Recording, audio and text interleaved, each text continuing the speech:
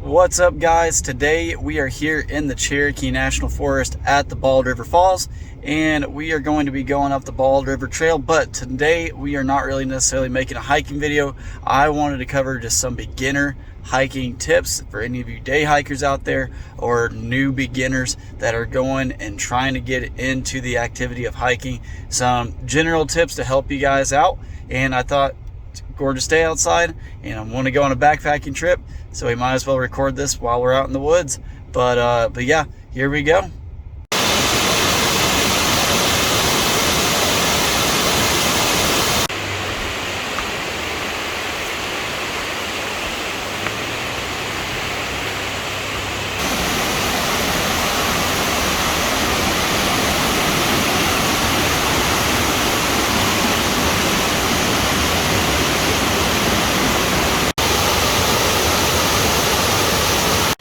Okay, so hiking tip number one, and I'm just going to go ahead and get straight to it because this is one a lot of people talk about. First off is gear. Okay, and the piece of gear I want to talk about right now is footwear. Okay, and a lot of people, when they start off hiking, they think they've got to have the biggest, burliest pair of boots.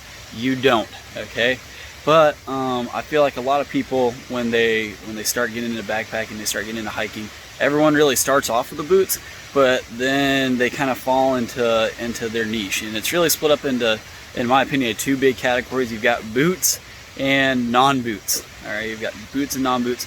A lot of people, they still vouch on boots. Boots are great for winter hiking. They're great for getting started if you're not sure about it. Maybe you've got ankle problems. I know I've had ankle problems in the past, and boots came real handy for that, helping heal my ankle up. But maybe boots are just for you. I know people that have tried trail runners and different other things other than boots, and they still keep on going back to the boots because it's what works for them. So if boots work for you, use your boots. But what I would recommend is don't just stick to that. Try out a pair of trail runners. Try out a pair of hiking shoes. In fact, right now, I'll show you here in a second, I've got trail gloves on. They're like kind of like a water shoe almost. Try out hiking sandals. In the last couple of hikes I've done, I've worn sandals while hiking. They've actually felt great on my feet. You don't really know what's going to work best for you until you try it. So that's hiking tip number one, is kind of hone in your footwear.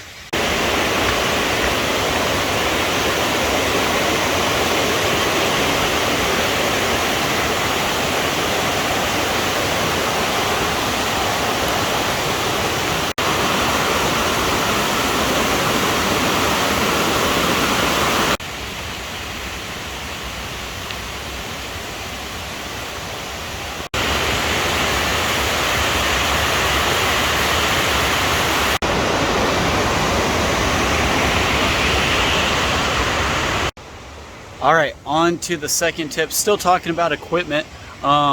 First off, I want to say, if you can't tell, it is pretty hot out here today. I believe it's in the high 80s. I got a late start. I only hit the trail at like 5:30, so it's about 6 o'clock. I'll have to find a place for camp here soon. But what I want to talk about is trekking poles. All right, so if you can see, I've got some trekking poles here. Now, a lot of times, I'll be one of the first people to admit, when I first got into hiking, and I saw people using trekking poles, I thought they looked ridiculous. I thought it was absolutely absurd. Why in the world do you need two poles? Just pick up a stick off the side of the trail, use that as a walking stick. Why are you paying this much money for poles? And as I did more research and as I did more hiking, I started to realize the benefits of trekking poles. So what trekking poles do is they help, if you've got a pack on like I do, they help, first off, redistribute that weight onto your arms a little bit. But even if you've got a light pack on where weight's really not that big of a deal and you're just day hiking, they help you a lot. When you're going uphill, helps you use your arms to help pull yourself up the hill. It helps you kind of take some pressure off of your legs there. It helps you use using them downhill. You can use them downhill to help kind of brace yourself while you're going there. And it also helps you out in river crossings. I know the first couple of river crossings I did not have trekking poles, and those were very tough to do. They help you out a whole lot when you've got to go and cross those rivers. They give you balance. So if you're new, you've never used trekking poles before, I recommend just buying a set like this. This is a kind of a nicer set. I got it at a used gear store, but you can always just go to Walmart, get a cheap pair from Walmart, But yeah, I recommend definitely getting a set of trekking poles, and starting off, you can start off with 2 if you like, or you can just start off with 1, just something to help get some weight or get some pressure off of your legs. All right, so hot, we're kind of out here on this outcropping, the trail's back there, just walked up here, but we're gonna head towards the campsite and set up camp, and we'll go over the next tip.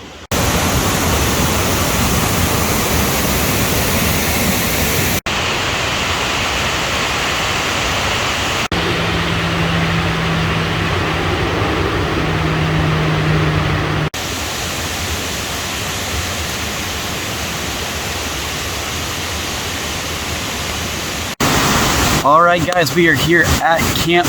Now, what I want to do today is last kind of hiking tip that involves equipment and gear is I want to talk about your clothing. So if you can tell, I've got an outdoor shirt on, I've got some running shorts on, I've got a hat, and I've got my trail glove shoes. So guys, biggest thing when you're picking your clothing is make sure that it is appropriate to what weather you are in. Right now it is in the 80s, it is really hot, it's really humid, we've had rain the last couple weeks, so I need something breathable and also something that I could start kind of unbuttoning the shirt if it gets hotter and hotter and hotter. So you guys make sure you have something that is suitable for the weather around you, and also make sure that it is not cotton. Whatever you do, do not wear cotton. There's a saying that cotton kills, and that is very true. First off, cotton, when it gets wet, it takes a long time to dry, and it doesn't keep you warm when it does get wet. So let's say you're out here, you're gonna get very hot, you're gonna sweat, and if you're like me, you kind of like to get wet a little bit, kind of step your feet in the water just to cool yourself off. That cotton's gonna stay wet for a long time, and then when it gets nighttime, you're gonna get cold. And that's not a good thing to happen. So make sure it's not cotton. You want something kind of breathable, something that you can wear and it'll either dry fast, or even better, dry fast or keep you warm when it is still wet. So stuff like merino wool, I know merino wool socks, merino wool merino wool shirts are very popular. I know I've got a couple Darn Toughs and Smart Wool. So merino wool is very great for drying fast and all that, but if you can find other one-way fabrics, some synthetic stuff, that's going to help you guys out a whole lot. So we're going to go ahead and get camp set up here in 3, 2, 1. Alright guys, so we've got camp set up. Now it's time for the next hiking tip, and that is if you are a beginner hiker, pace yourself. A lot of times I know I hear stories of people starting the Appalachian Trail and it's their first time ever backpacking, and it sounds like a lot of people are doing that, but if you think about it, millions of people set foot on the trail each year. Thousands of people try to start the trail each year, and only 25% of people make it. You want to kind of pace yourself with your hiking, especially even if you're not planning on anything big like that. If you're trying to get into day hiking, a lot of times people give up hiking because they go too far too fast. I know for me, for example, when I started hiking, I started with just a short 3-mile hike just to get kind of back into it, had fun, went to a beautiful spot, went to a spot that got a gorgeous view, and it was great. Then I started to work my way up from 3 miles to 5 miles, and 5 to 7, then to 8, and then I just gradually started getting bigger in my hikes until I reached the point where I was doing a 16-mile day hike. The same thing is true if you're backpacking or whatever.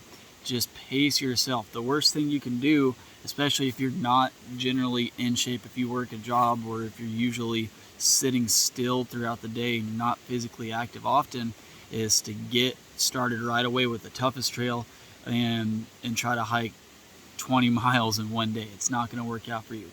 One other thing to keep in mind when you're planning trails is know your elevation gain.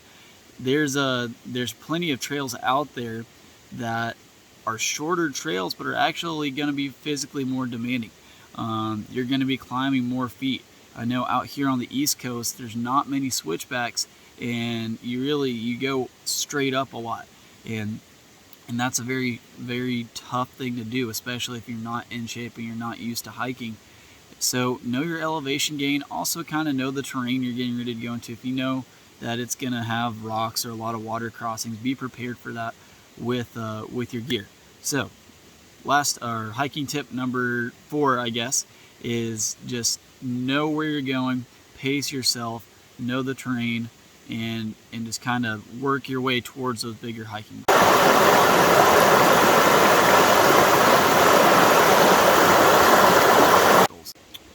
All right, so next tip I've got for you guys, which by the way, I'm going to do this while I'm eating my dinner. Just cooked my Spanish rice, north side.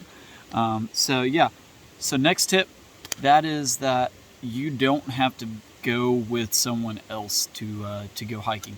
I know when I started hiking, I got asked all the time, well, are you going with someone? Who's going with you? I know a lot of people who feel, especially when they're beginners, they feel like they're not confident enough in their abilities to go out by themselves.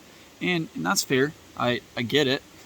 But I feel like it kind of goes back with the last tip. You've got to pace yourself. If you are going out on an overnight trip for the first time ever and you're in the middle of the woods with no one around and you have no backpacking experience, yeah, that's kind of scary, not a good idea. However, if you're just going on a simple day hike, if you're doing a short kind of 3-mile out and back, it's okay to go by yourself. Biggest thing, and this is kind of, regardless if you're going by yourself or with someone else, what you need to make sure you always do anytime you go out into the woods or you go hiking is let someone know where you're going. So someone that is not in the woods with you, let someone outside who can get help know where you're going.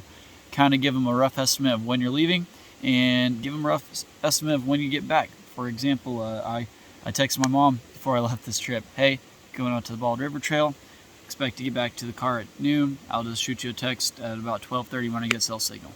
Now, 12:30 rolls around and I don't text her. She's probably not going to be calling a search and rescue just then.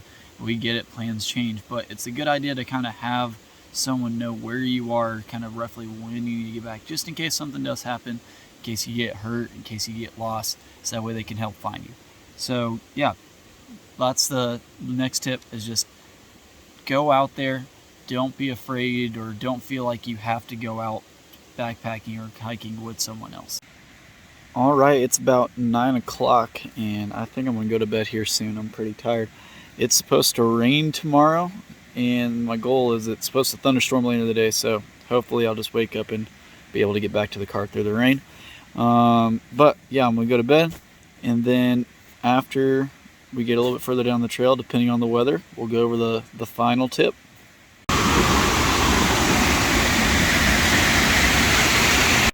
Good morning, guys. All right, so just ate the breakfast, had the Cliff Bar.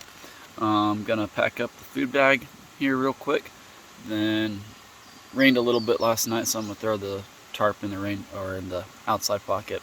But get back on the trail. It's only about a mile away from the car. We didn't hike that much last night. But yeah, once we get there, we'll go over the last kind of hiking tip.